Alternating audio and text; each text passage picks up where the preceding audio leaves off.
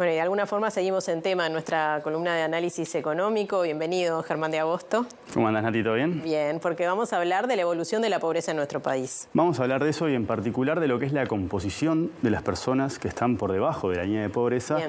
En tanto, venimos justamente de años de crecimiento económico, luego recuperación del empleo y en los últimos meses recuperación del salario, pero eso justamente pone de relieve que tenemos un conjunto no menor de la población que está al margen de los vaivenes del ciclo económico y que incluso en contextos como este de recuperación, naturalmente están dentro del núcleo de pobreza más estructural, y eso es lo que intentaremos caracterizar tomando como referencia los insumos generados por dos colegas amigos, Nicolás Sichevsky y Carlos Grau, que han justamente desplegado dos interesantes columnas para tratar parte de esta problemática. Acá lo que vemos ya es la evolución anual. Vamos a empezar analizando datos no hubo derrame anuales. En el si caso te fijas, de esos sectores, ¿no? Exacto.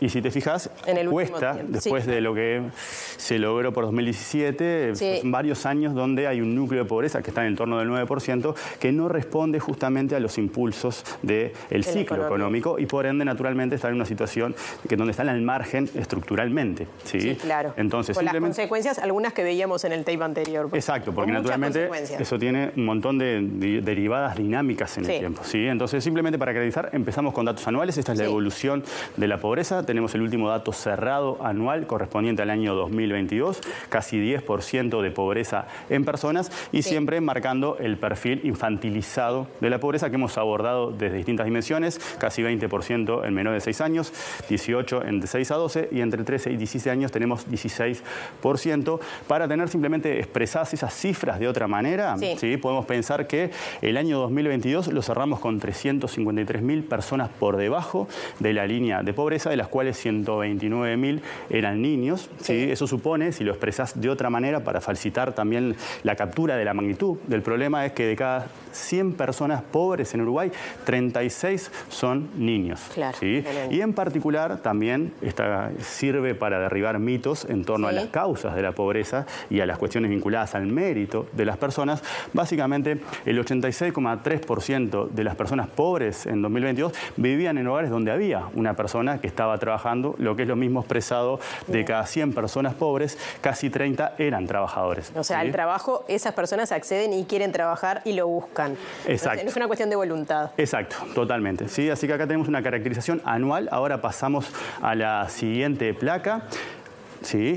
Y acá nos vamos a meter en los datos semestrales. Es la última información que tenemos, es la correspondiente al primer semestre de este año. La pobreza es 10,4%. Y si te fijas, seguimos en niveles superiores al 2019 y es parte del incentivo, de la motivación que está detrás, de tratar de entender la composición del universo de las personas que están por debajo de la línea de pobreza, que es lo que tenemos expresado de esta manera. Si sumamos todo eso, nos da 100%, es el 100% de las personas que en Uruguay están en condición de pobreza.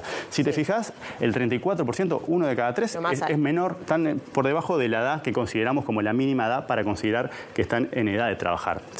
Y el 11% son estudiantes de más de 14 años. Es decir, un 45% o está estudiando o es menor de 14 años. O sea, de alguna manera seguimos con esa cuestión de los mitos asociados a los motivos de por cuál la gente está persistentemente en una situación de esta magnitud. Ocupados, 30% casi de las personas pobres trabaja en Uruguay. Desocupados es un 10%. Es decir, personas que buscan y no consiguen. Luego tenemos jubilados y personas que se encargan de los quehaceres del hogar. Y ahí completamos lo que es la composición del universo de personas que están por debajo del umbral monetario de la línea de pobreza. Si vemos una placa más, vamos a contrastarlo simplemente con el mismo ejercicio, es decir, tratamos de capturar la estructura del 100% de la población que en Uruguay es no pobre. No, un paréntesis, ¿cuál es el umbral?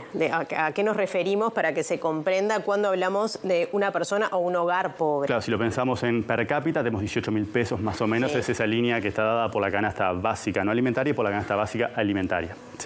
Entonces, cuando pensamos en la población que es no pobre, tenemos 16%, son menores de 14 años, no están en edad para trabajar, 8% son estudiantes, la mitad está ocupado, tenemos 4% nomás de desocupados dentro de la población no pobre, el 17% son personas que están jubiladas y luego tenemos la categoría de que se dedican a quehaceres del hogar o a otras consideraciones y eso nos termina dando la composición del 100% de la población. Es decir, acá estamos contrastando cómo se componen las dos, ¿sí?, segmentos de la población, la que está por debajo de la línea de pobreza y la que está por encima. No, ¿sí? O sea, los que perciben menos de esos 18.000 pesos y los que perciben... Per cápita, y va. Y después con el hogar va cambiando en función de si estás en Montevideo, en el interior rural o en el interior urbano. Claramente. ¿sí? Si damos una plaquita más, ahora lo que tenemos es la comparación de algunos indicadores relevantes en particular del mercado laboral, pero también vinculados a la educación, y también segmentamos entre lo que es la población por debajo de la línea de pobreza y la que no.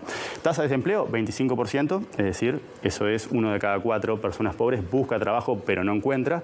El subempleo, es decir, son personas que están ocupadas, simplemente tienen una insuficiencia de horas. Menos de 8 horas diarias o 40 semanales. 40 semanales como referencia, es casi del 30%. La informalidad, naturalmente, es del 72%.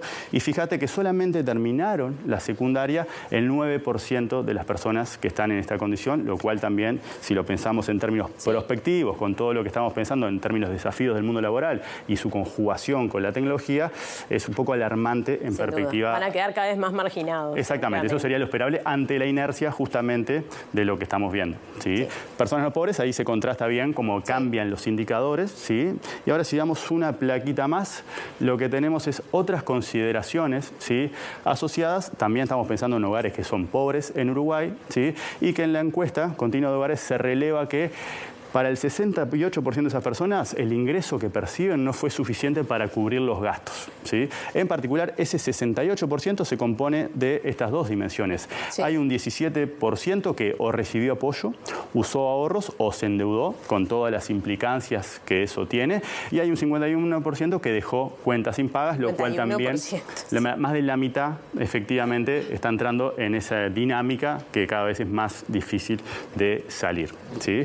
Y vamos una más, y simplemente para terminar esta caracterización, cuando relevamos, bueno, el 60% considera que el gasto realizado en vivienda y vestimenta es insuficiente, ¿sí? Y esos porcentajes son del 50% en términos de los alimentos, es decir, el gasto que le destina por mes ese hogar es insuficiente para la compra de alimentos, y el 40% señala que es insuficiente lo que refiere a la dimensión del transporte. Entonces, cuando lo pensamos de alguna manera, y simplemente como un ejercicio contrafáctico, si se quiere, ¿cuántos costaría en términos del Producto Interno Bruto, ¿sí?, hacer que todas las personas que hoy están por debajo de la línea de pobreza logren por lo menos alcanzarla? ¿sí? Y siempre entendiendo a la pobreza como un fenómeno muy complejo que excede largamente las cuestiones vinculadas a lo monetario. Pero esto prueba que hay una parte de la población que estructuralmente, al estar por fuera del sistema, requiere un fortalecimiento de las transferencias, porque justamente todo lo demás no va a pasar en el muy corto plazo, y justamente es lo que tratamos de plasmar. ¿sí? Entonces, de alguna manera tenemos esa composición que nos permite adentrarnos en ese universo que está costando salir, porque justamente no dependen de los vaivenes. Vos tenés más o menos 215.000 personas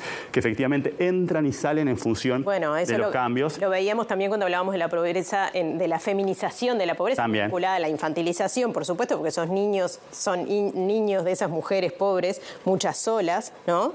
Y bueno, un poco lo que sucede con este fenómeno también de entrar y salir, que quien está en la pobreza sale, cuando sale, vuelve a entrar muy fácilmente. Ahí teníamos esos 215.000, pero acá estamos hablando de esos 350.000 que no salen, independientemente de si la economía crece o no crece.